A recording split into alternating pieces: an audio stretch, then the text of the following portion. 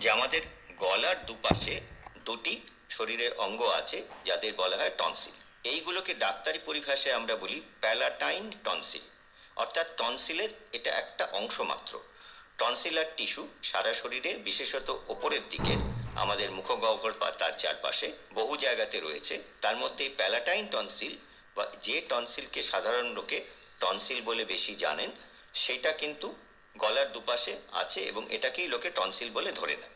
এছাড়া নাকের গহ্বরের পেছন দিকে আমরা বলি অ্যাডেনয়েডস, এরাও কিন্তু বেসিক্যালি টনসিলার টিস্যুরই মতন, আমরা বলি লিম্ফয়েড টিস্যু। এরাও এই ধরনের টনসিলের যেমন কাজ সেই ধরনের কাজ করতে পারে। তো কি ধরনের কাজ?